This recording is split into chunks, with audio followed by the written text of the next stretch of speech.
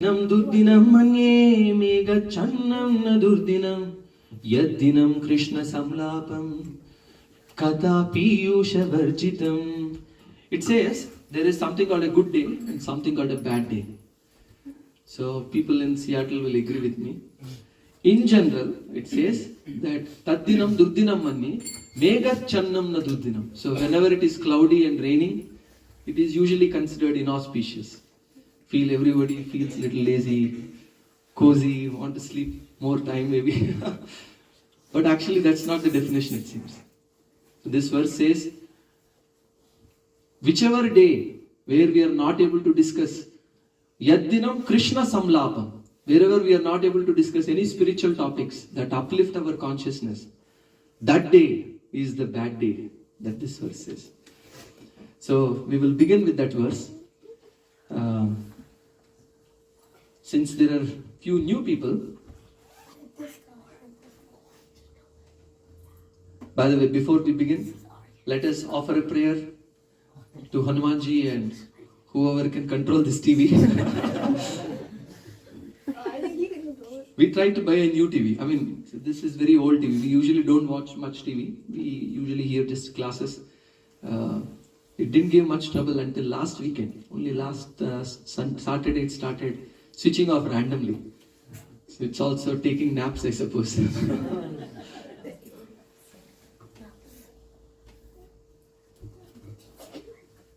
Okay, so some of you need to help me recap what we discussed last week. We were discussing... It's gone already. Wow. What a surprise.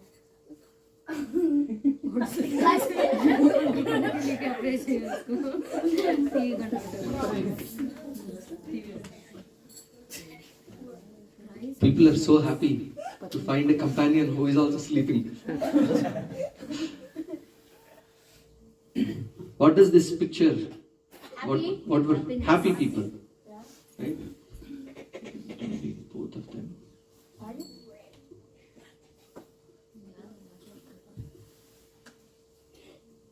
They're happy.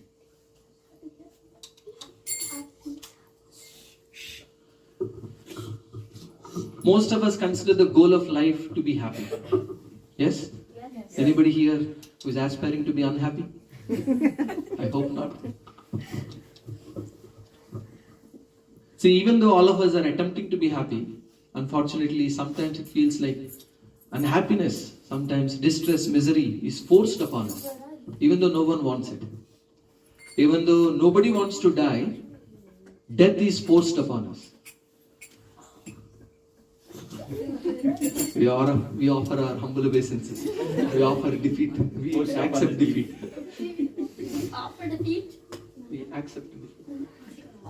Whenever it switches off, your job It's is on. Yeah, whenever it switches off, your responsibility is switch off. I'll pay you $10.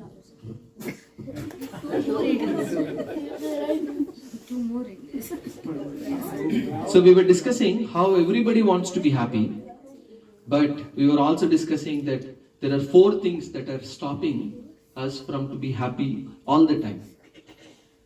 Again, I don't want to repeat too much, but death, old age, disease, and birth also.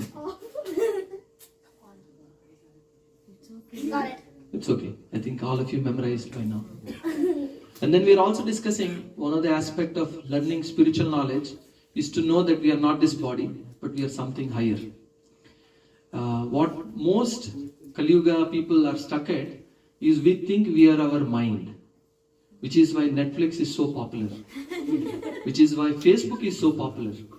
Because somehow we feel if I can engage my mind, if I can entertain my mind, I'll be happy. Which is why, so I'm sure all of us spend, maybe waste a lot of our time trying to entertain and pacify the mind. Okay, alright, I gave you 2 hours of Netflix. Please leave me alone for today at least. Let me peacefully go and sleep. Even you go to bed, there is that itch. It says, no, you are missing out. FOMO, fear of missing out. Do some more Facebooking, then you will be happy. There is one nice story. Once 4 friends went to US, came to US, I should say. So they are on a business trip for their company. It so happened that they're all childhood friends. It's working? No? It is working. I hope he is only switching off and then switching on. No? Don't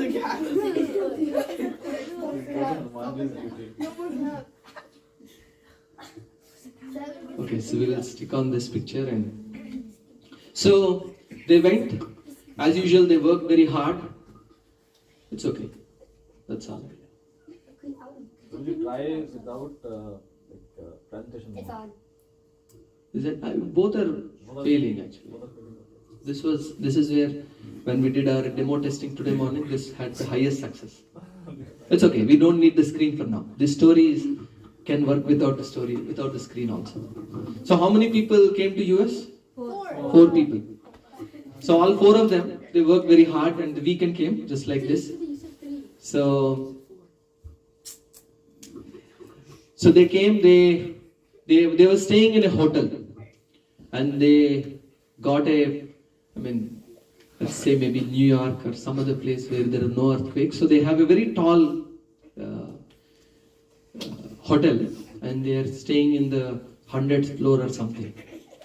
So they got beautiful views, and they all decided we will go out and eat dinner together and start our weekend. So they all went, ate very nice food, and then they came back very late at night. And by the time they arrived, the lift wasn't working, and they had to go all the way to the 100th floor.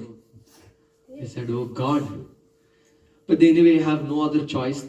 The attender, he said, it'll take 3-4 hours for the repair to come and the whole thing to come back to working condition.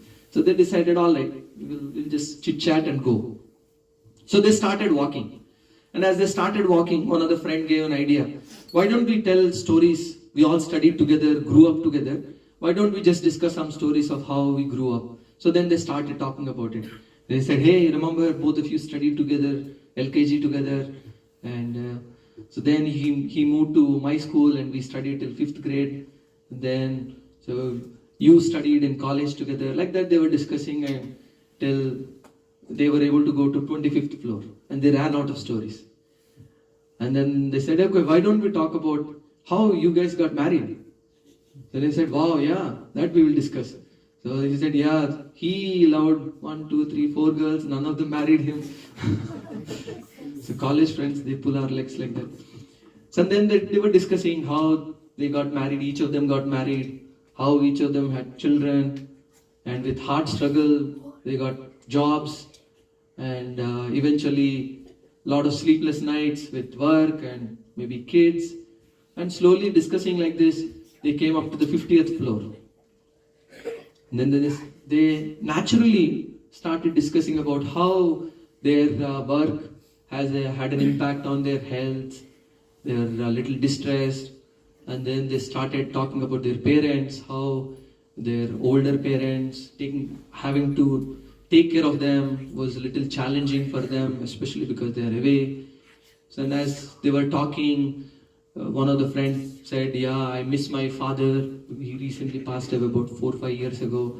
And everybody was in a sad mood. And as they were discussing, they came to the 75th floor. And they started reflecting on their own life. And slowly, they reached their room. And as they reached their room, they checked their pockets. And they forgot to pick up the key from the ground.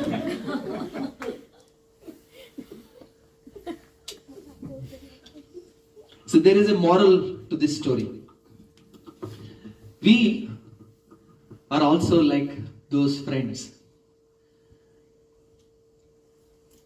For the first 25 years, we spent most of our time studying, juggling so many books. Lot of back exercise with a big backpack. 25 to 50, we struggle hard to find a job, find a suitable girl or a boy, produce children, send them to school, jobs, so much stress, health issues and all that. And as we head into 50s, the health issues become a permanent thing. Usually people, when they're young, they meet, hey, where are you from? Hey, you're also from Andhra. Oh, very nice. We're also from Andhra. They say like this. As they get older, 50 plus, I'm sure some of you will agree. Say, you have BP? I also have BP. You have diabetes also? I also have diabetes.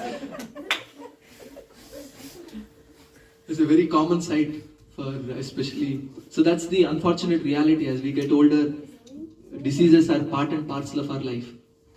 And eventually death will come. What unfortunate situation is, we have forgotten to take the key all along. So the key is the spiritual knowledge. The entry to the door, the room, is the spiritual world. So unless all along we have remembered that okay, the goal is to go there. The goal of life is not just to live the 100 years and just talk about it and just go through and leave at the end, but actually grow through life and eventually take the key and get an entry to the spiritual world. So, even though it's a little sad story to begin with, that story I thought conveys a very important message for all of us, that how we can all take little seriousness. Some people say, you started reading Bhagavad Gita now? What is the urgency? You read when you are 50 years old. Like that they say. There's a very one nice story. Once one old man, he is in his 60s, 70s. So he had a textile business. So he has children, now they are taking care of the business, but he's still there, unable to. I will ask quiz questions at the end for kids. You got premium seats, so you can answer these quiz questions. So, here, attention. What is the old man's business? Huh? Shriyan was complaining today morning. You are not asking any questions. Now he does the question. Alright, pay attention from now on. So he has a textile business. Textile is in cloth merchant, simple language. So the sons thought, he has become old now. Why doesn't he focus on his spiritual life? So somebody came, some spiritual teacher has come, and he said, okay, we will take you on a spiritual trip. Whoever wants to come, they can come. So the sons thought, okay, anyway, we are not able to take, at least we can send our father. So he said, okay, please take my father. He was going to Kasi, Varanasi. He said, okay, all right. He went, he started. So this spiritual teacher, he started telling him, you're not the body, you're the soul. You should do this. You have earned so much money, so much prestige. You'll not take any of this with you. The old man was thinking, yeah. But the spiritual teacher didn't see any change in him. Anywhere he would go, he was asking, how much this costs? You guys are making a lot of money. That's his thought process all along. And eventually when they went to Varanasi, he took darshan of Lord Shiva. And the spiritual teacher is looking at him. Will there be any change? Still no change. He's looking around only. How much this chandelier costs? All that calculation he's doing even in the temple also. And eventually he took him to Smashana Vatika, the place where they burn. It's a very famous place in Varanasi. Then the old man started crying. The spiritual teacher was very happy that finally some change has come. He went, hey, why are you crying? What happened? Please tell me. The old man consoled himself and he said, do you know what he said? I'm crying because No. Don't. He knows the story probably. So he said, our cloth business has a season. New Year there is a season. Pongal. Like that it is a season. But now I see death always is there. So I should have started wooden business or something, the wood block business. I wasted my life. Oh, I wish. And then he was crying like that.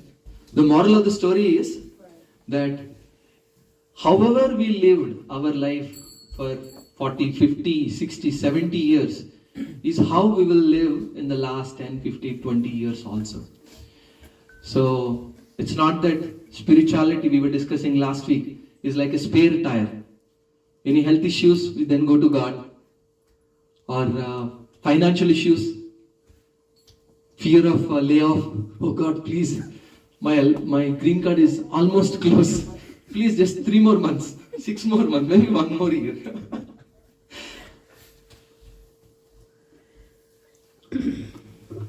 So okay, and then last week we discussed about 4 levels. So all of you will kindly help me. So we will take the first. What is the first level of people coming to God and worship God? Fear, out of fear. Oh, if I don't worship God, maybe something bad will happen to me. Maybe I lose my luck, health, family, job and all that.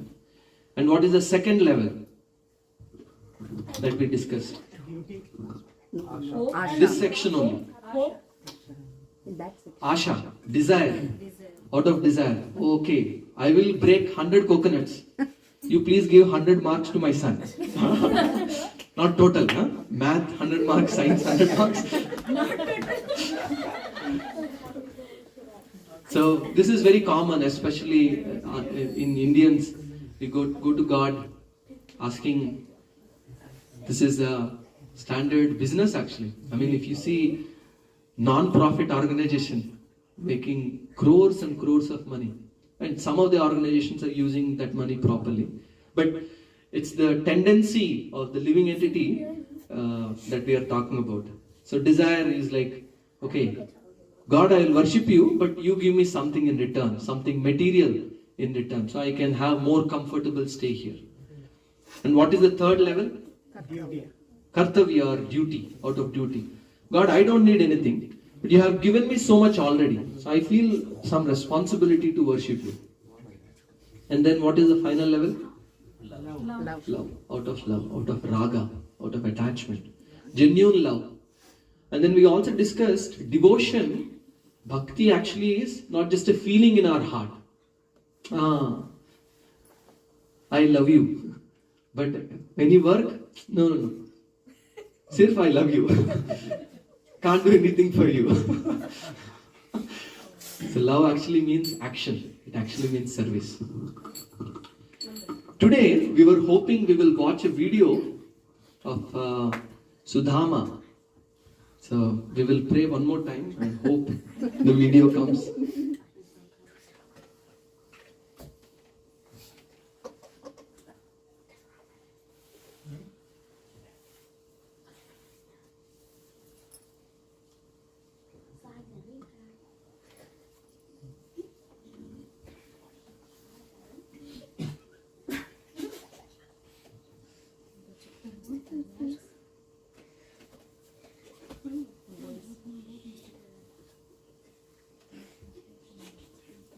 Okay, so we will begin this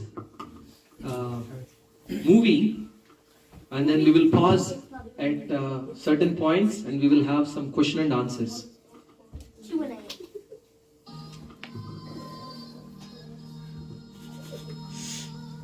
This is the story of Krishna and Sudhama. Krishna and Sudhama studied under the same guru. They spent many years together. During those years, they played together, ate together, studied together.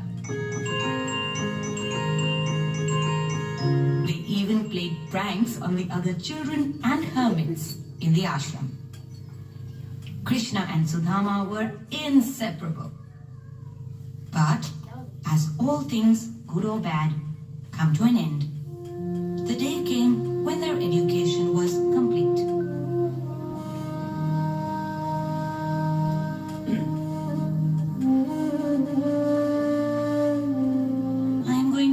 Krishna, so am I, Sudhama. Do you think we will meet again in the near future? I don't know where my fate will take me, but I will never forget our friendship, said Sudhama. Nor will I, Sudhama. There will not be a day that I will not think of you and miss you. And thus, the two friends bid a tearful farewell to each other. Many years passed. Both Krishna and Sudama were leading their lives in their own way. Krishna became king of Dwarka. He was a good and just king. His subjects loved him, and there was prosperity in his kingdom. But Sudama's fate did not treat him well enough. Though he was a learned and wise Brahmin, he was extremely poor. Krishna married Rukmini, princess of Vidarbha, and lived in a grand palace. He wore rich clothes and ornaments. His palace was made of marble, and he slept on golden beds. He held feasts every day and ate the best of foods. Sudama, on the other hand, married a poor Brahmin girl and lived in a small wooden hut. He wore torn and tattered clothes and slept on the floor. Feasts were a distant dream. Sudama was lucky if he ate 2 meals a day. Sudama had 2 children. Many a time, Sudama and his wife would go without food so as to feed their hungry children. Sudama would tell stories about his childhood with Krishna to his wife and children. You know, Krishna was very naughty as a child. He would always get into trouble. But once he was caught, he would make such an innocent face that the person would forget everything and let him go scot-free. Krishna was also very brave and valiant. He once killed a huge 100-headed snake called Kalya, who had made everybody's life miserable in Gokul. Nothing is impossible when it comes to Krishna. He can perform miracles, he would say. Okay. It's quiz time. Whatever it is, I'm raising my hand. You're raising your hand. We'll answer together. Today I'm first. Yeah.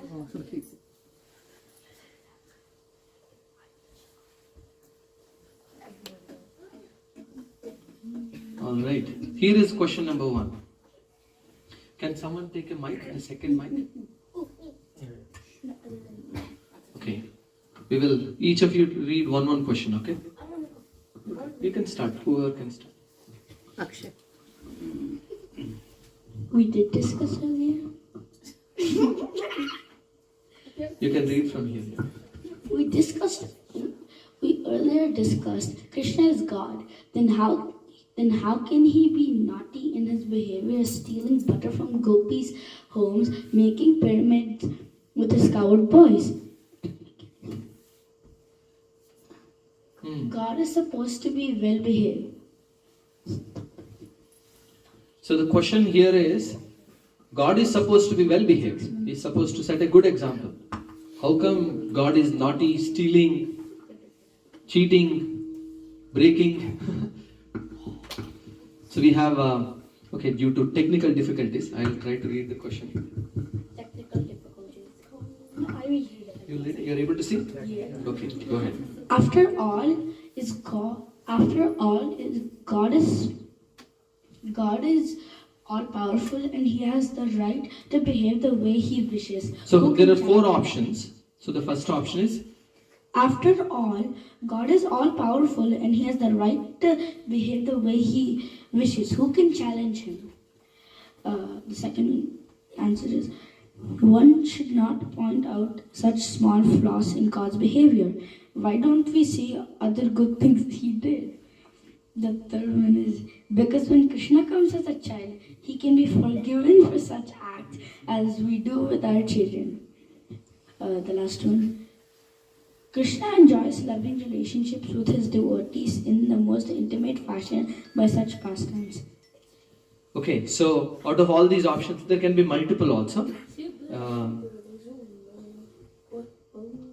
So after all, God is all powerful. He has the right to behave the way He wishes.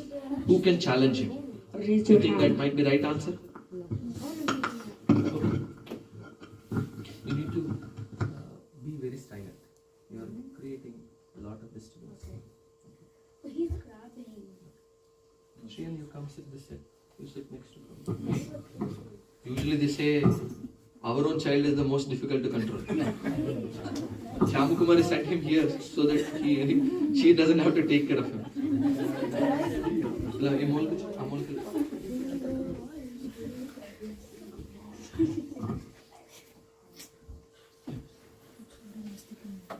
We'll try one more time. Maybe at least for the video, if it works, we are happy. Let's not be too greedy. I'll read out the questions and the options. Why can't we read? You can come stand here and read. Not now, when the question comes. Okay, so the first option is God is all powerful, so He can behave however He wants. Do you think that's the right answer? Maybe, but not in this case. Why would God behave like that? Okay, let's see. Second option. What is the second option? One should not point out such flaws in God's behavior. Why don't we see the other good things that God is doing? No? Yeah, no faults. Mohit Prabhu is saying there are no faults in God's behavior actually. Okay, fine. Because when Krishna comes as a child, he can be forgiven for such acts. As we do with our children. Is that true? Krishna can be forgiven? Are chalo, it's okay. No. It's not. God does not ask, okay, please forgive me. He doesn't need our forgiveness actually. And it's D is Krishna enjoys loving relationship with his devotees in most intimate fashion by such pastimes. So God stealing, actually it is mentioned, gopis do all that churning, hoping that Krishna will come and steal that butter. They are all, like for us, we switch on Netflix and we watch. For them, they churn, they store it in a secret place. And they are also watching. How will Krishna come? How will he steal? That's what they are interested in. And I mean, every time Krishna steals, he does it in such a sweet way. They are just enamored. Even though they may show anger externally, they were just happy to see the Leela of Krishna that enlivens their heart. Okay, the second question.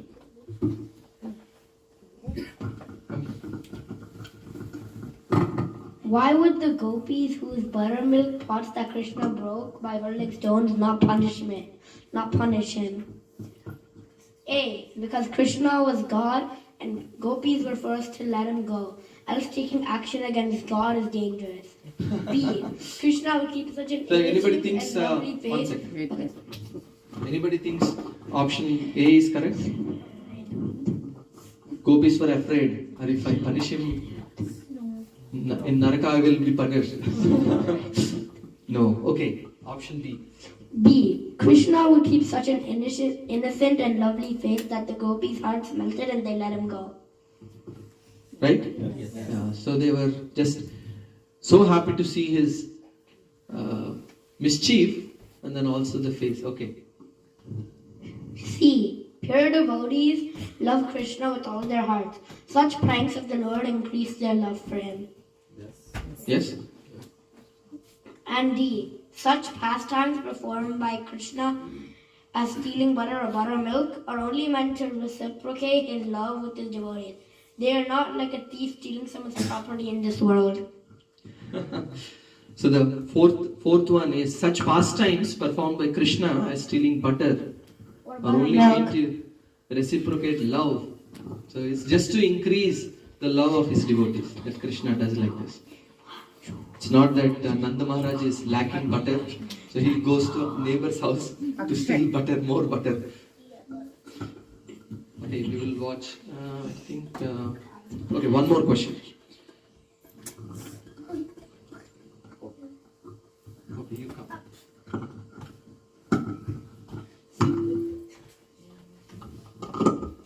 You need to do fast. Nothing is impossible for Krishna to do, such as subduing Kalia or snake or lifting Govardhana hill, etc. So in the video we saw how Krishna lifted Govardhan effortlessly. He was dancing on a slippery 1,000-hooded Kalia snake. So the question is, why? Nothing is impossible. Why? Option A. Although Krishna looks like a small cowherd boy in Vrindavan, he is actually God who can do anything. So even though he looks like a boy, he is God, so he can do anything. Okay. B. After all these These are Wait. mythological fictions. stories about characters like Batman, Spider-Man, He-Man, etc. In such stories, anybody can do anything, whether the hero is Krishna, Rama, or Spider-Man. Right? Is this answer right? No? I'll read the question again. I think this is causing... Okay, I'll take it from here. Okay, I'll only do the reading for...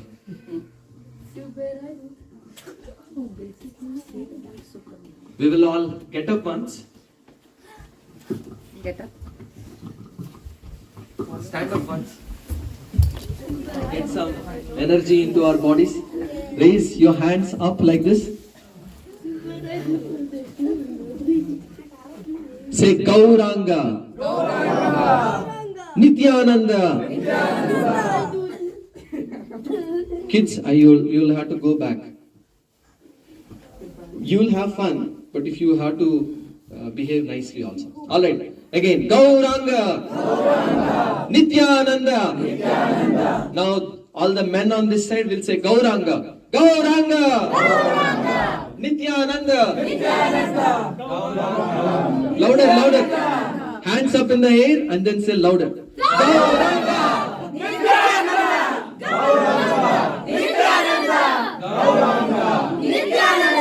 Somehow Gauranga is louder.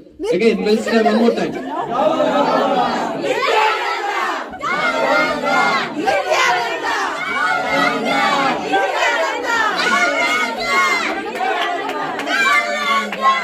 Haribol. Okay, we'll take seats. Shriyan, you sit here.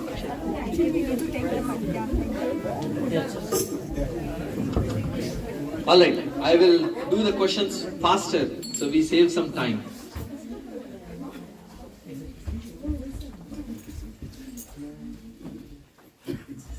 So the point here, it's a very important point actually. So it is saying, the option is saying, after all, these are mythological fiction stories about characters like Batman, Spider-Man, He-Man. In such stories, anybody can do anything. Whether it is Krishna, Rama or Spider-Man. Right? We will hear from the youth here. What do you think? Incorrect.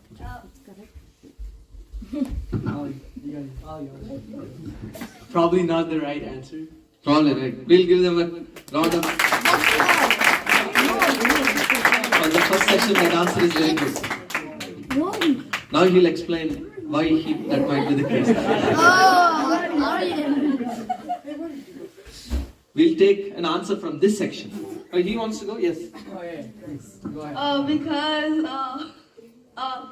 Because like he's not fiction. It's real. It's real, it's not fiction. Arna, you want to say anything in this matter? No, you don't want to say. Anybody else wants to say anything? Except Shriyan? Okay, alright, I think Shriyan knows the answer. So, One is that Krishna is not fiction and he's real, and also Spider-Man and all those people. Krishna, he's like, he actually has a form and he's like, he actually. Krishna, Spider-Man, even though He's like he is and fiction.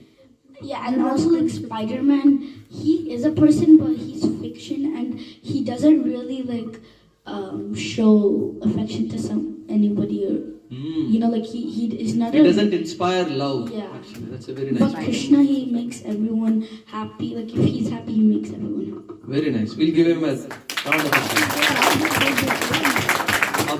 Right? Okay. I think all the cartoon characters are created just for fun of kids, but Krishna is a representation of a higher power that's controlling everything that's happening in the world. That's nice. He is actually, yes.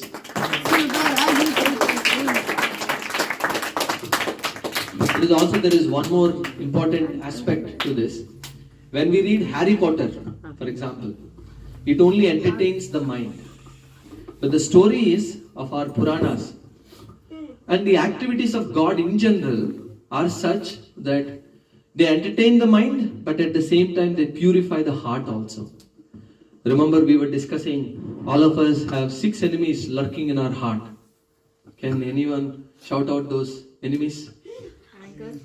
Anger, lust, greed, envy, pride, jealousy, envy, and then ignorance or illusion. So those are the 6 enemies. In Kali Yuga they added one more also, called laziness. Okay, so we're discussing in one question, one option. Alright, we'll try to watch some more video. If the TV Mata allows us to watch.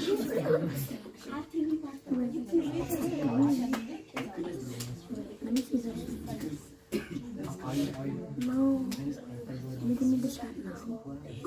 Just whisper the chat. Just whisper. It was becoming difficult for him to get food even for his children. At times, even the children had to go without food. Sudhama and his wife would fill the stomachs of their hungry children with water and put them to sleep. "Oh my Lord, you must do something. I cannot see the children starve anymore," said Sudhama's wife one day. "But what shall I do? I'm trying my best to earn food, but of no avail. Why don't you go to Krishna? I have heard that he's a very generous king, and he never turns away anybody who seeks his help. Besides, you are his best friend." Sudhama was unsure. He had many doubts in his mind. He was so poor and his clothes were tattered. What if the palace guards did not allow him to see Krishna? What if Krishna did not recognize him?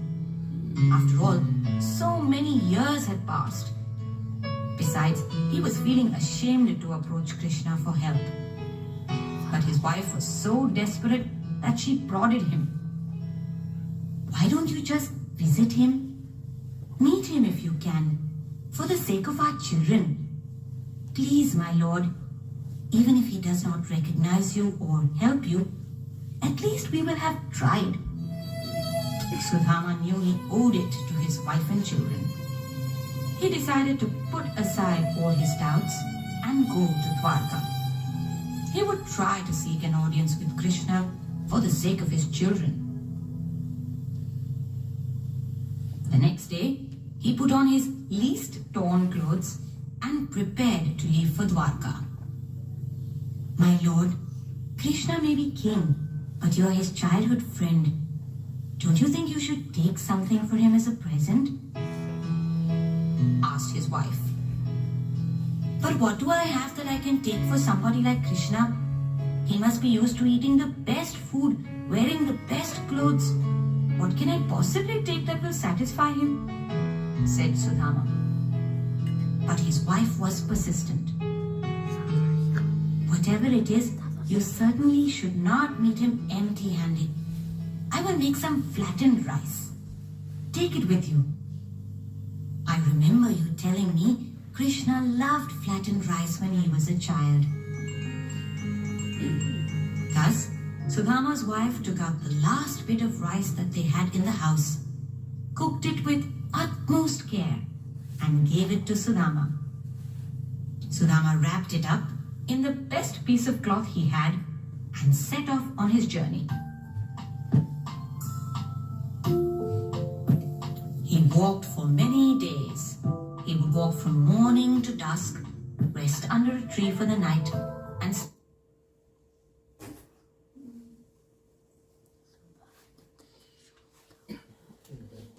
I was supposed to pause there anyway. So I thought, okay, why disturb when it is going so nicely? Okay. Krishna still wants us to. Question 4. Why did Sudama carry flattened rice for Krishna? 4 options are given. I'll read and all of you together can answer. First option. Sudama felt that something what is easy to cook should be made and taken for Krishna to save time. No. No? No.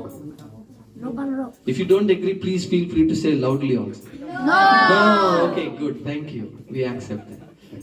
Option B. Sudama's wife remembered Sudama saying that his friend Krishna loved flattened rice in Gurukul. Yes, I like that. Thank you. Option C. Sudama was very poor and he wanted to find out what he can afford with little money. So he did. No. He gave whatever was remaining, he actually gave. He wasn't calculating. Okay, I'll give $1, receive $100 in return. Okay, option D.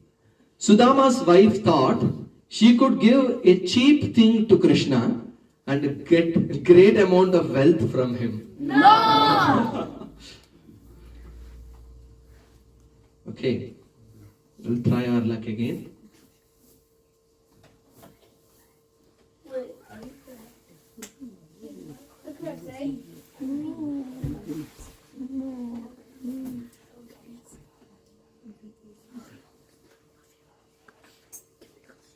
journey, he looked tired. His clothes tore further. By the time he reached Dwarka, he was exhausted and looked absolutely tattered. As he entered the city, Sudama was filled with awe. Looking around, he saw beautiful mansions, people wearing rich clothes, shops laden with goods of all kinds. People were laughing and talking everywhere. The city was a picture of prosperity and contentment. Seeing all this only made Sudhama more painfully aware of his torn clothes, dirty and unwashed body, and sore feet. Fearfully, he approached the palace gates. Who goes there and what do you want? One of the guards stopped him. I want to meet Krishna. My name is Sudama. I am Krishna's childhood friend, stammered Sudhama fearfully. Please wait here a moment. I will return shortly. The guard said as he disappeared behind the huge palace gates. Sudhama's mind was filled with anxious thoughts as he waited for the guard to return. Soon he heard the sound of running feet. Sudhama was terrified. The guards must have called other guards to arrest me for calling the great king my friend.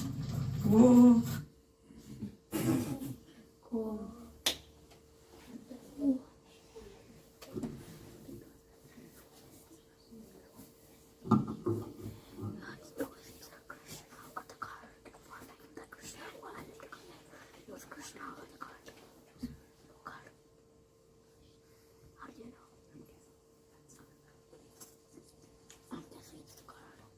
For calling the great king my friend. Oh, what will I do now? He thought fearfully. The next moment, the gates burst open.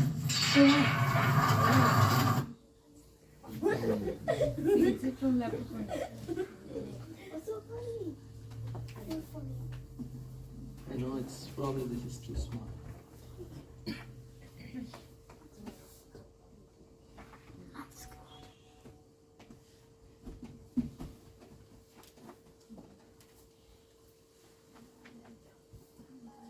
Rushing towards followed by Rukmini and all his courtiers. Krishna ran to him, threw his arms around him and hugged him in a tight embrace.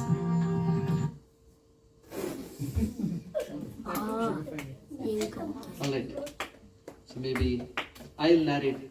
We'll settle for the laptop. Laptop. Can I go front? I want to see. You're able to at least see some of it. Is there a way to connect the audio to the TV? We have this.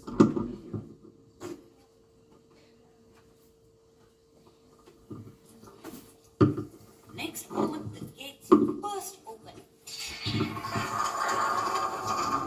And to Sudhama's astonishment, he saw Krishna rushing towards him. He was followed by Rukmini and all his courtiers. Krishna ran to him, threw his arms around him and hugged him in a tight embrace. Oh, Sudhama, how much I have missed you. Where have you been for so many years? Krishna started talking excitedly to Sudhama. Sudhama was dumbstruck.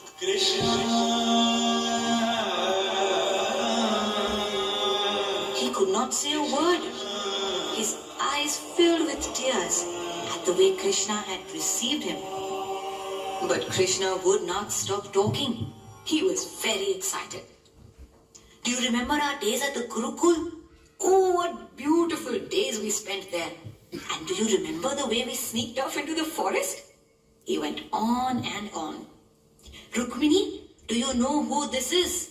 Krishna's wife Rukmini answered. Yes, my lord. You've spoken about your friend 1,000 times.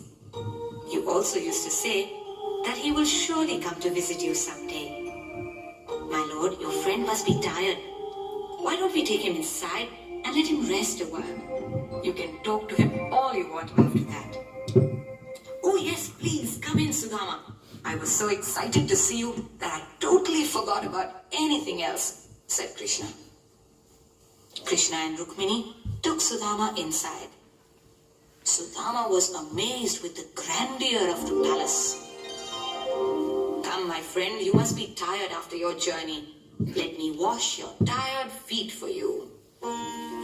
Krishna washed Sudhama's tired and sore feet in a golden basin filled with perfumed water.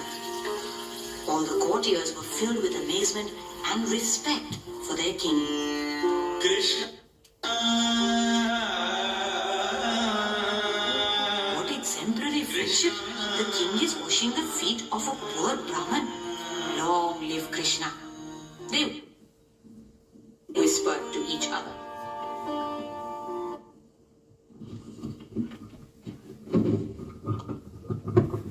Thank you for tolerating the technological challenges.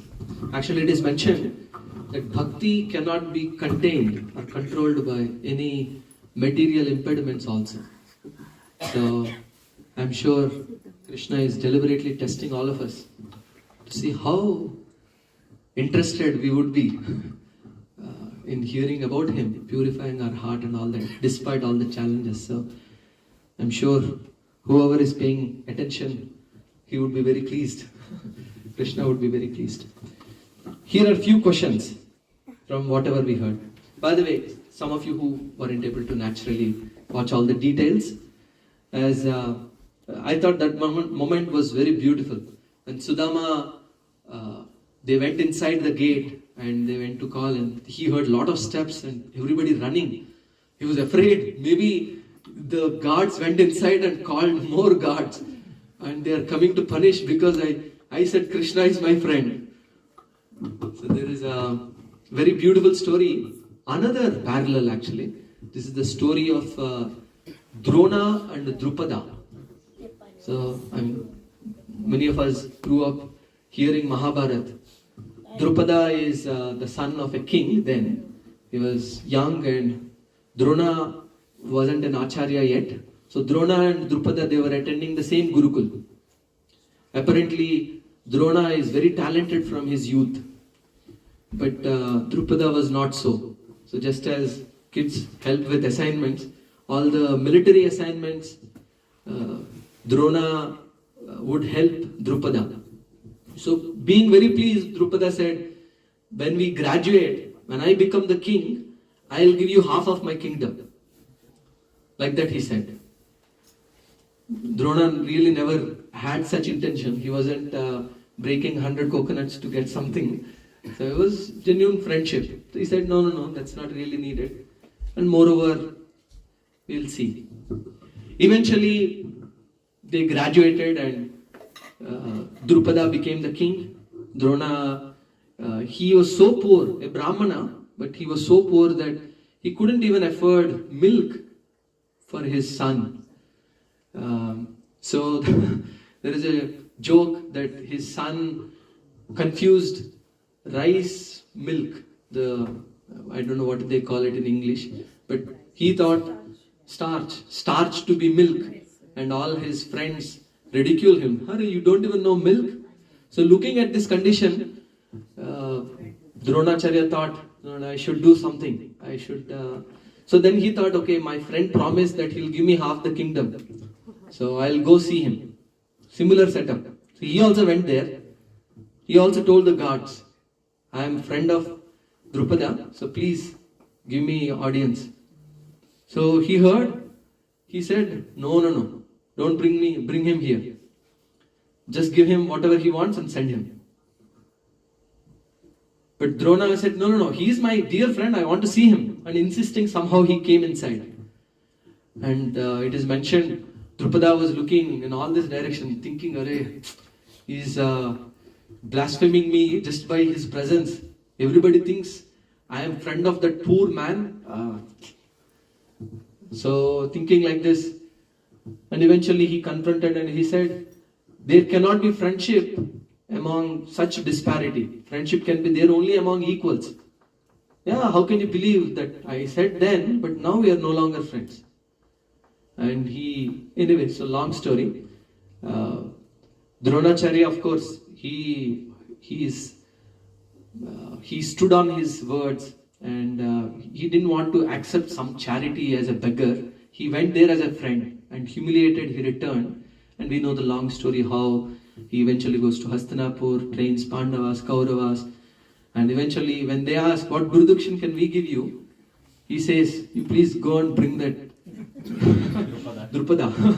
I'll teach him a lesson. So first Kauravas, they are very enthusiastic. No skill, only enthusiasm. They go and they get defeated. And then Arjuna goes, and then Arjuna, he releases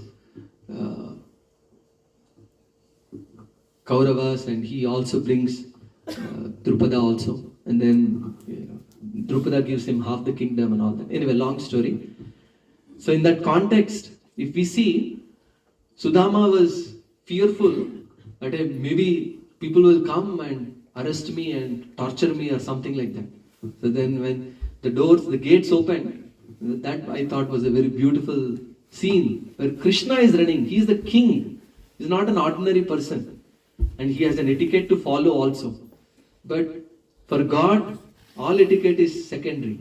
Especially, it is mentioned Ram came to show us how a human, as a man, we should live. But that wasn't the purpose of Krishna. The reason Krishna came was to show how love is the highest form of expression. How love is the thing that we are all looking for and yearning for. And he just came to show that. We'll take your questions after these questions. Comment also later. We are running out of time, so we'll quickly go. So few questions. Why did Sudama carry... No, this we finished. Okay, next one.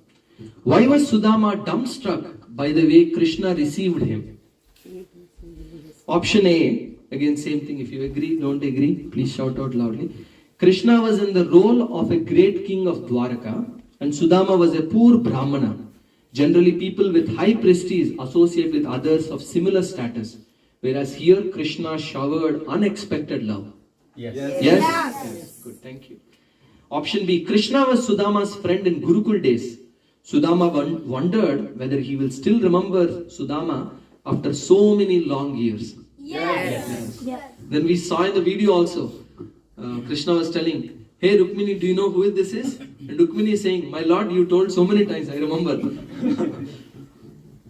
Option C, Sudama saw the opulences and joy of Dwaraka's businessmen and common people. He thought Krishna might also give some wealth to become like them through his ministers and not just an embrace. No, he wasn't thinking like that. Option D, Sudama expected Krishna to be gone out of station due to being king and naturally being busy. No. That's not why he was shocked. Okay, next question. What does Krishna's behavior teach you as opposed to Drupada's behavior with poor Drona?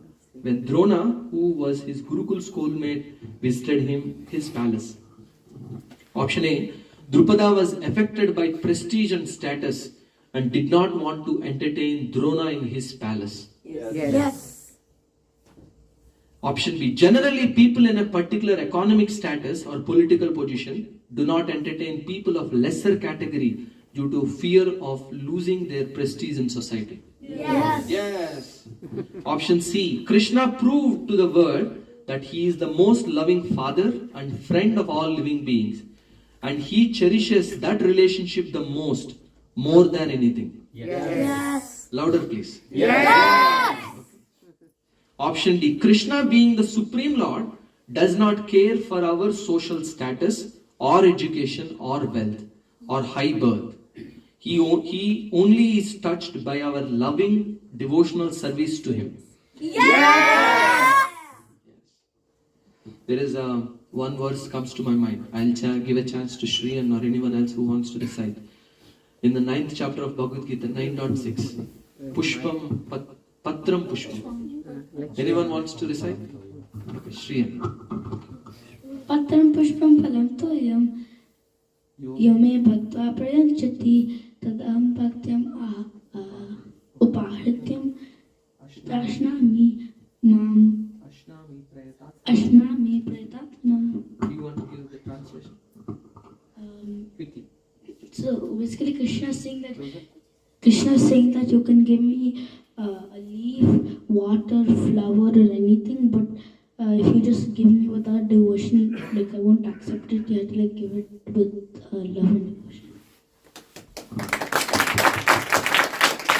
It's a very beautiful verse that captures the essence of bhakti.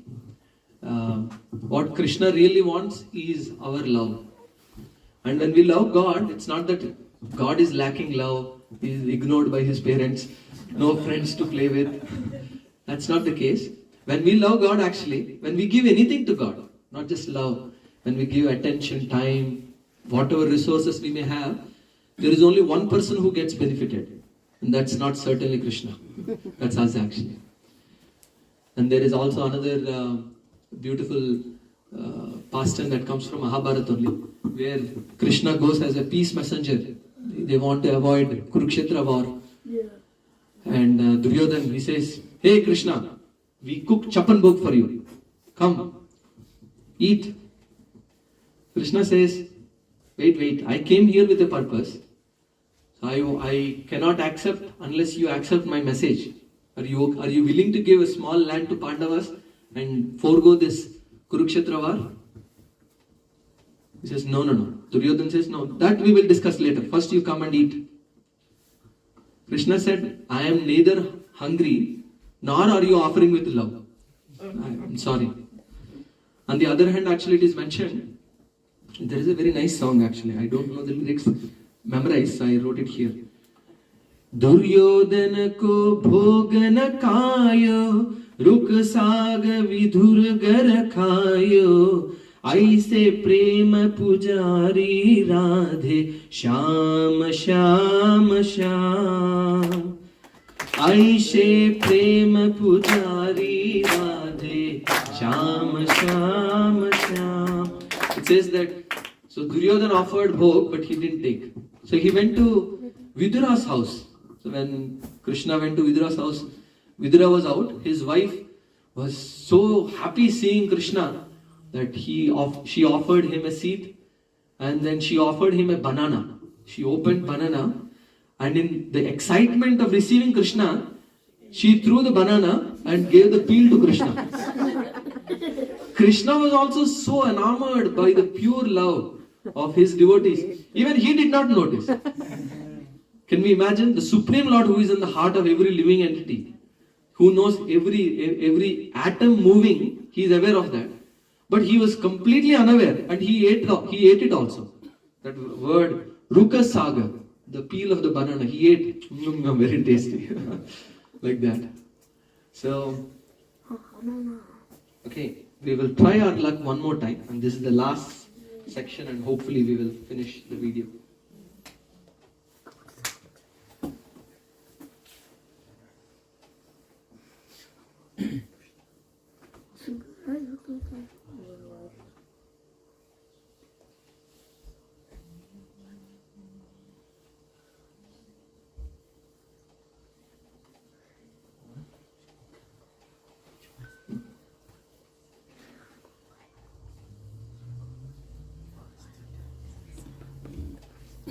Rukmini arranged for the best food be served to Sudama. All this while, Sudama had not uttered a word. He was overwhelmed by the way he was received. Suddenly, Krishna looked at the little cloth parcel tied to Sudama's waist and said, "What have you got there? Is that something for me? I am sure you have brought a present for me. Give it to me, Sudama." No, it is nothing. It's just something, stuttered Sudama. He was too ashamed to give Krishna his humble gift of flattened rice. But Krishna did not give him a chance to hesitate. He grabbed the cloth pouch and opened it. "Oh, Sudama, you remember that I love flattened rice. How tasty it looks." As Rukmini watched lovingly, Krishna took a handful and put it in his mouth. "Excellent! This is the tastiest food I have ever eaten." He ate 2 mouthfuls. As he was about to eat his 3rd mouthful, Rukmini gently stopped him. "I think that should be more than enough. Won't you let me taste some?" Krishna smiled and gave Rukmini the last mouthful.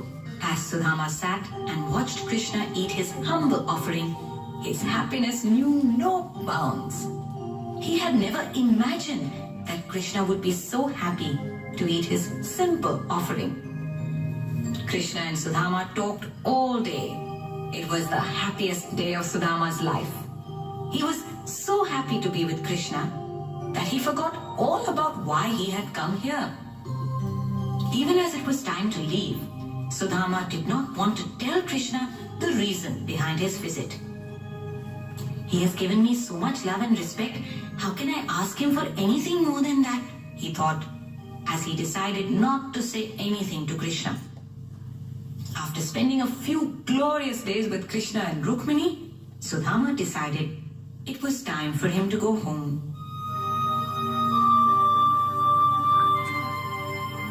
"My wife and children await me anxiously, Krishna. I must go back to them now." "Go if you must, Sudama, but please visit me again.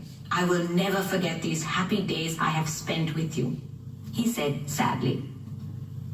As Sudama took his leave, the whole kingdom came to the city gates to see him off.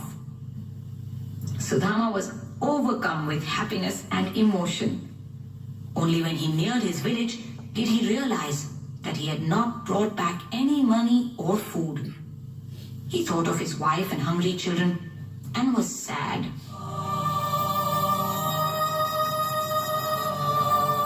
"What will I tell them? They must be waiting for me eagerly," he thought. "At least I can tell them that Krishna has not forgotten me and how well he received me." He was lost in thought as he approached his house. Suddenly, he looked up and he was amazed by what he saw. Exactly on the place where his old hut stood was a magnificent palace. It was the most beautiful palace he had ever seen. "Oh, I must have lost my way. How unmindful I have become." He was just about to turn away when he saw his wife approaching him from the palace. He was dumbstruck when he saw her. She was wearing rich clothes and gold ornaments. His children were playing about nearby. They looked healthy and happy, and they wore rich and wonderful clothes. "Father, father!" His children rushed towards him. "What has happened? Where did you get these clothes? Where did this palace come from?" he asked his wife in astonishment. "My lord, when you were away, one day suddenly our old hut changed into this magnificent palace, and these clothes, servants, and food appeared out of nowhere. I thought you had met Krishna, and he had given you all this." Slowly it dawned upon Sudama what had happened. He now realized why Krishna had a smile on his face when he ate 2 mouthfuls of flattened rice.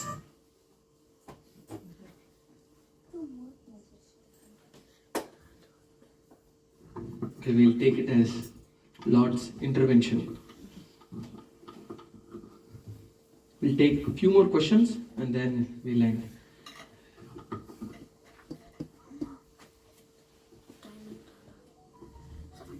So, by the way, we watched Krishna was washing the feet of Sudama, and then everybody in the audience were thinking, "Wow, such a great king, but out of love he is ready to wash." And there is one lesson for all of us actually, that because Krishna, he wants to set an example again. Yad yad acharati shreshtas tatta devatarojana sayat pramanam kurute lokas tad anuvartate. So great leaders, they're supposed to set a good example for common men to follow. So he's showing that devotees should be respected. They should be cared for. Even though they are our friend, they should be respected. So that is one thing that he was teaching. Here is one question. When Krishna saw the packet of flattened rice, usually in Indian tradition, if you know, rice that is not very good quality, they usually use it for flattening the rice. So, and in olden days when beggars would come, they didn't have anything, they would give flattened rice to the beggar. So when Krishna saw the packet of flattened rice and asked Sudama, "Is it something for me?" why did Sudama hesitate to say yes? Rather, he was fumbling, trying to hide the gift of flattened rice that he bought. Option A, Sudama felt that the quantity of the flattened rice he bought was too less. No. Sudama thought it is a humble gift for such a great personality like Krishna. Yes.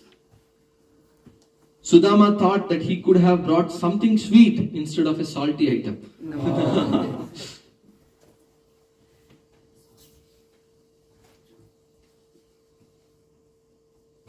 Okay, so we'll skip all of this. What was Sudama's thought about asking for wealth from Krishna before returning home? Before returning home, what was he thinking? Option A, he gave me nice food, rest and accommodation. Hopefully without my asking, he will give me wealth also. No. You guys are experts already. Option B, he is husband of goddess of fortune. Hopefully he'll give me some wealth without my asking. No. Option C, he should give me wealth seeing my poverty-stricken condition. Why should I ask? No. Option D, he has given me so much love and respect. How can I ask him for anything more? Yes. Okay, here are a few true or false statements. One of them especially is nice. This pastime teaches us that we can offer little items like flattened rice to Krishna and get lots of wealth. So therefore be pious. There is something called pious spiritualist. Most of us, we begin like that. So it's like lemon on the plate of meals. We want only little bit. Going to temple, only once a month or once a week. Too much? No. That's what we are told actually. So when I at least started going to ISKCON temple, started reading Bhagavad Gita, my relatives and well-wishers, they said, why you are going every week in this age only? Like that. So only little bit. Yeah, you should be, God should be in your life, but only little bit. Lemon, we don't put too much lemon. Lemon usually we put only little bit. So that's pious materialist. Their goal still is to be happy in this material world, but they are pious. Little bit spirituality we add. Again, it's not a criticism. Almost all of us are in that category when we begin. So the goal of these sessions, one is, if I don't know what is the problem, I can never solve it. And as great Einstein said, problem well understood is a problem half solved. So we know where we are and we should know where we want to go. Okay, second, true or false? We learn that pure devotees like Sudama, despite poverty, will not ask for Krishna anything. Still, Krishna provides for his devotees without their asking. Yes. Krishna gives whatever the devotee needs. So, in his execution of devotional service. Option 3. Krishna devotees may be poor in the beginning, but become rich by Krishna's mercy over a period of time. So, one should not give up hope in Bhakti Yoga. How many of you think true? Loudly. True. How many of you think false? Loudly. False. How many of you are confused? Actually, this is false. So Krishna if we become rich, I may become proud and I may become arrogant and I may actually go away from the path of spirituality. I may, just saying. So Krishna knows what is best. So he may make us rich. If he thinks he will use this rich intelligence and facilities and popularity for good, then he'll give us that. But if he feels that by that he'll only go away from me, then he'll say, all right, better you remain poor only. So it's not, again, material wealth is not the reason why we become devotees. And this is the last question. Sudama's wife was in great poverty. Still she was eager to send some favorite item of Krishna, flattened rice. In this way, we should always think of Krishna's pleasure. Yes. All right, we will conclude here. Okay, and we will take few reflections. So, starting with Abhay. Must be a mic somewhere. Shyam Prabhu, end of the story, what happened? So we got disconnected. So the end of the story is, of course, Sudama remembers, okay, this is Krishna's mercy, he understood. There is also one reason why Krishna actually gives so much wealth to him. Srimad Bhagavatam, it says, Sudama had little tinge of pride. That he's thinking, I am so poor and still a good devotee. So Krishna wanted to remove that also. That's why he gave him wealth. In Sudama's case, he was proud that he is poor. But anyway, the story doesn't say that here. And he, for the rest of their life, they are so grateful and happy together, remembering Krishna. Whether they were poor or rich, it didn't really matter to them. They were always absorbed in Krishna consciousness. And they lived happily ever after. Like that. So you said that Krishna lets people be rich if he knows that they can use it for good. But then why are there arrogant people who are rich? Yeah. Of course, we had 3 sessions, whether you believe it or not, on karma. How karma works. How many times we have this question. Anytime we want to invite people for Gita class, we put this question. Only question that you need to put. Why do bad things happen to good people? People sign up. And an unasked question, but obvious follow-up to that question. Okay, that I understand, but what is that question? Why do good things happen? Why do good things happen to bad people? That is your question. We have 3 sessions. We'll probably go back to that. Of course, it's people who do good karma in their past life, who want to enjoy material prosperity, who have done some good charity, they are bound to get. So karma is like, you do good, you get good. So even though their current position is they're going down, they're bad, they probably are misusing it. It's like the fan, even after it's switched off, it is turning because of the past kinetic energy. So because of the past karma, they're still going. But you should know that, okay, yeah, they're going down. Okay, we'll take few reflections or comments, questions. We'll start from this side. Mike?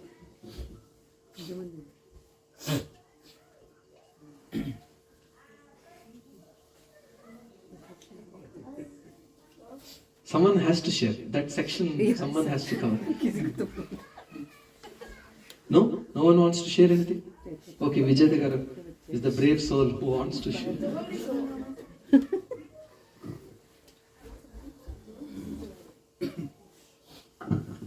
So in this story, Sudama wife gave him the flattened rice. So I learned that whatever I cook every day, can I put a prasadam to Krishna without hesitating whether it is nice or not. Whatever we eat, we give it to him. Yes, of course. Krishna wants love. There are a few minor rules also that we should. When Krishna says, sometimes people hear Patram, Pushpam, Phalam, Toyam. Krishna is happy with these four. We will offer that to him. The rest we will enjoy. Or sometimes people, anyway, Krishna doesn't want much. He's happy with this. Of course, whatever is the best we have. You remember the story. He took the best rice there was that, and then she made with great care. She took the best cloth they have, which is also torn and a lot of stitches. He was wearing the best or the least torn dress. So everything, whatever is the best they have. And of course, Krishna does ask for karma-free diet, which is free from karma and all that. So yes, when we offer that to him, Krishna will be very pleased. Sometimes, of course, the rules are there. The rules are also important, but the mood is more important. Krishna is bhavagrahi janardana. So he looks at the mood more than the rules. Okay, we'll take one from this section and then maybe one from the middle section. Maybe the one from the middle section since the mic is coming this way.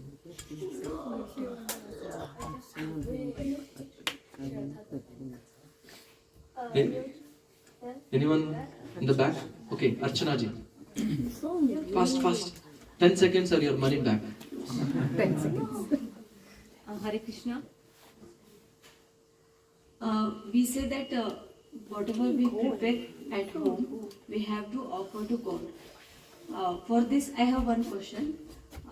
This question came by Vaishnavi only when she was 4 years old.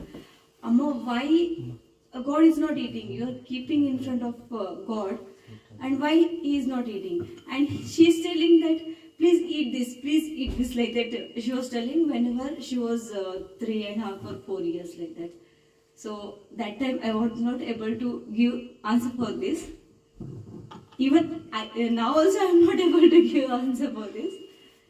So God is, we can eat with our mouth, see with our eyes, hear with our ears. But God doesn't have such limitations. God can actually hear with His eyes also, eat with His eyes also, which is what exactly He does. Because He is not really eating just the food, He is accepting the love with which we are offering. So He, of course, if God eats, I don't know how many of us will really offer. They're like, oh God, I cooked 2 liters. Krishna ate half of it. But of course, God sometimes does these miracles to reciprocate. We hear many of these stories of how Raghunandan, he offers with love. He's a small boy. I'm sure all of you heard these stories. The father goes out of town. He says, please offer this kheer to Krishna. And then when he's done, you bring it back to mother. So he takes it into the altar and says, Krishna, please eat. And he waits. 10 minutes, no difference. So he says, all right, I'll come back. After a few minutes, he comes back. Still, Krishna, if you don't eat, my father will scold me. Please eat. With love, devotion and innocence, he offers like this. And Krishna says, I am done, Baba. So if I start eating, you will not have anything. This is my way of eating. He says, no, what logic is this? In my family, eating means you eat only. No, you must eat food. Then Krishna says, because he is doing it with so much love, he eats. Of course, he also wanted to show to his father how great Raghunandan is. So he eats and he takes the empty bowl to his mother. And mother asks, what happened? He says, Krishna ate. And he ran to play. His mother was thinking, maybe poor bacha, he must be hungry. Alright. And the father came back from the town. And the mother tells, last 2 days, your son is taking the food, bringing empty bowl only. So you please teach him some manners. He's not supposed to steal in his own house like this. The father was thinking, my son is such a great soul. He never lies, he never steals. So he asked him, okay, can you offer to the Lord? And again, same story, he goes inside. And this time, the father is observing from the outside through a hole what's happening inside. And he asks, Krishna comes and he actually sees Krishna coming and eating the food. Then he understands that his son is a great devotee. And so there are a few pastimes like that, where Lord does come and eat also. But of course, people take it cheaply. I still remember in my childhood, when Ganesha started drinking milk, there were huge lines. Yes. So if Ganesha drinks every day, I don't think anybody bothers. I'm being asked to end soon. Okay, so in this particular story, it also explains the Shraddha, the trust that Raghunandan has in what his father taught him.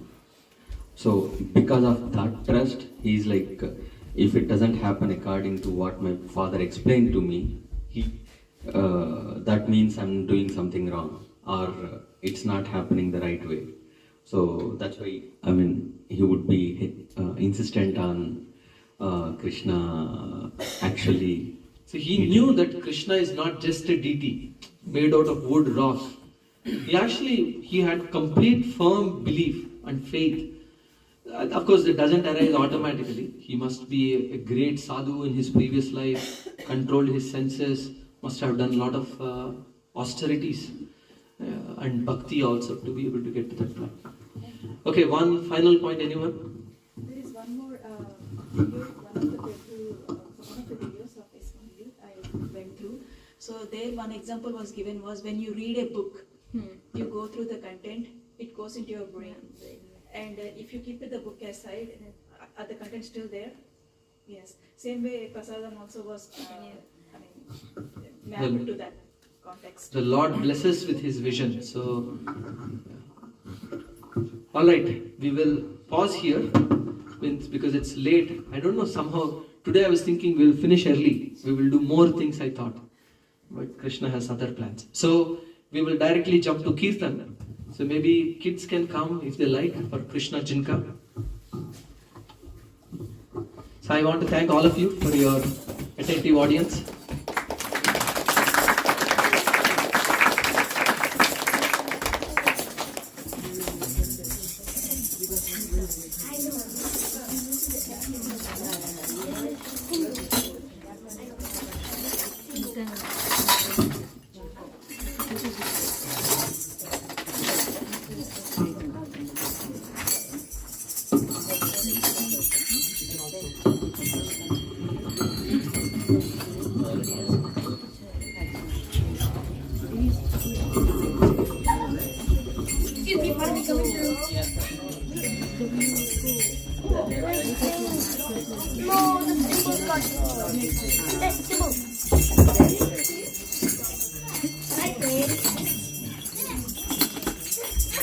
Okay, so all the kids love this song and they became expert at this song.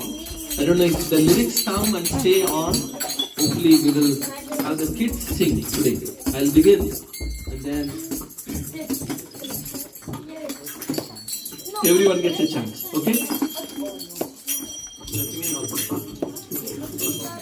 Gopal. Alright, ready?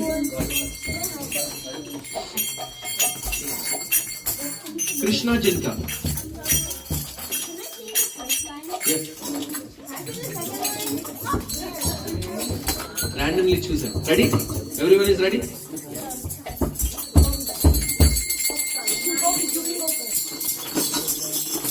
All the kids have some instruments? Make some noise.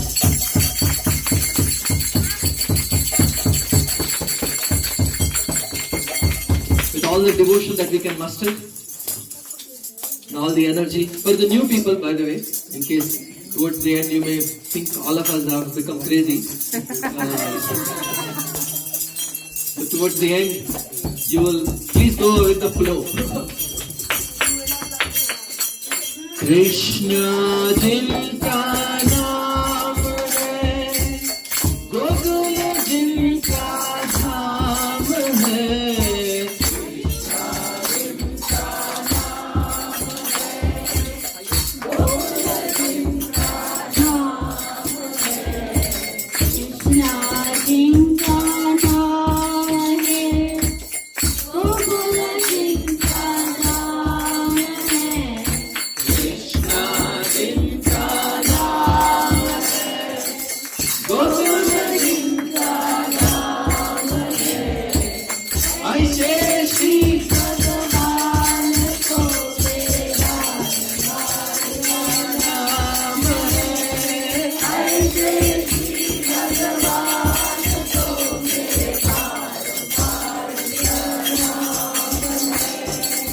Yashoda जिनकी मैया है, नंद जी का भैया है।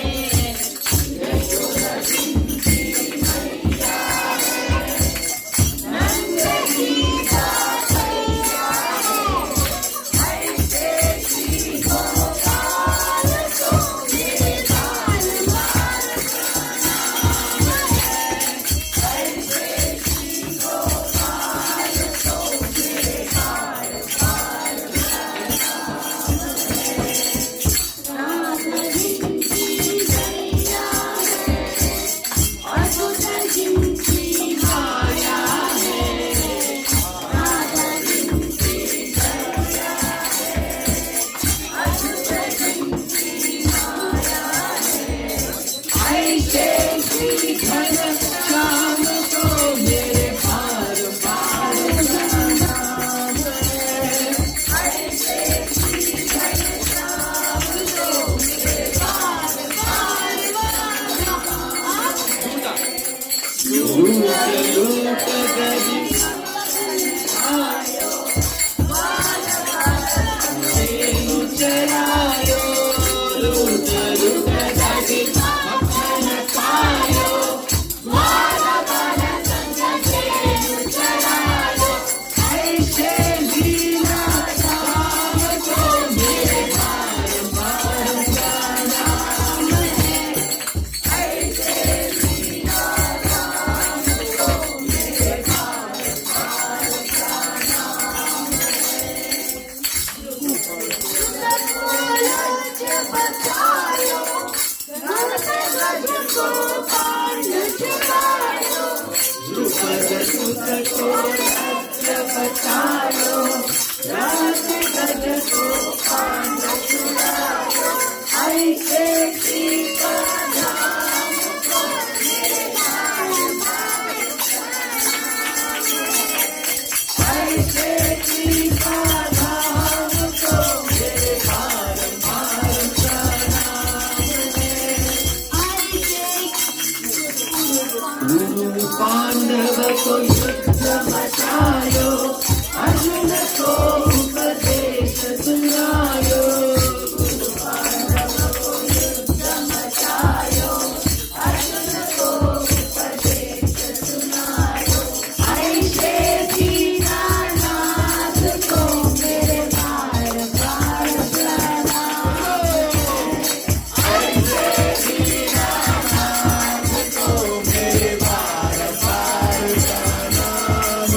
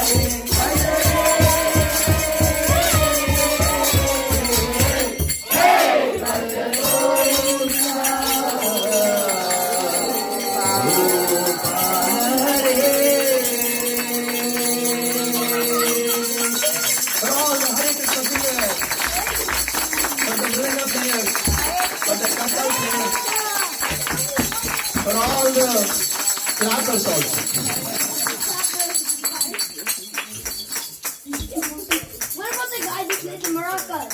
Maracas!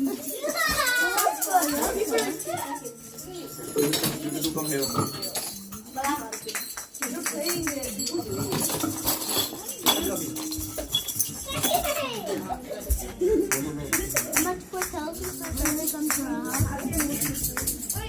So today's cooks was cooked by Bonda was cooked by Sprinty and Monica Mataji. Idli was cooked by Shama, Chandrika and Manju Mataji. Chutney was made by Archana Mataji. Pongal was made by Mayuri Mataji. Sambar was made by Shama Mataji. Mango Kesari was made by Uma Mataji. And Poha Kesari sweet was made by Shama Mataji. Let's chant a Hare Krishna Maha Mantra for all of them. Hare Krishna, Krishna Krishna, Hare Hare, Hare Rama, Rama Rama, Hare Hare. Any birthday or special days recently? Yes, 13th anniversary. 13th anniversary. Any other special days? On 13th.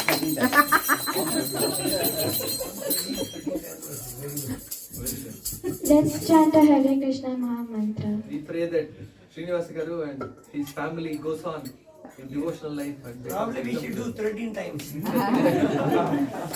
My daughter's birthday was on February 20th. Oh, wow, very nice. We pray that your daughter becomes an exemplary daughter, balancing both her material and spiritual life. Any other birthdays? Shan's birthday was on February 9th. It's turned 17. Very nice. Can you stand up? So everybody says.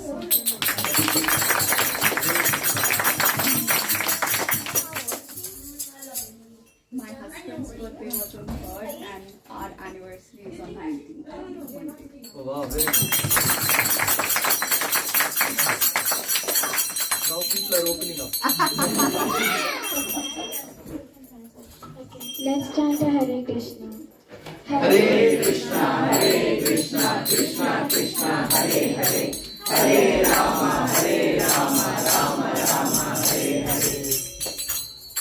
Okay, so for Seva, we had WhatsApp communication Mohit Prabhuji, Kids Care Shama Mataji, Driving Ravindra Prabhuji, Recording Satya, Arrangements and After Cleanup Ramesh Prabhuji, Satya, Srinivas Prabhuji, Ravindra Prabhuji, Sumit Prabhuji, and many others who are helping cleaning up the kitchen.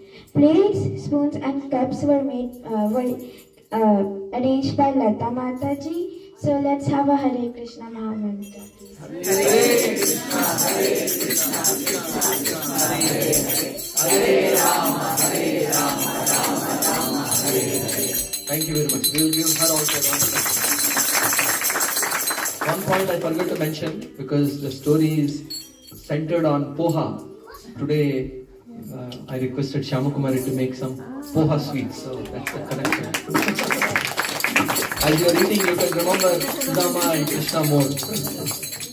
Thank you. Please come and take prashad.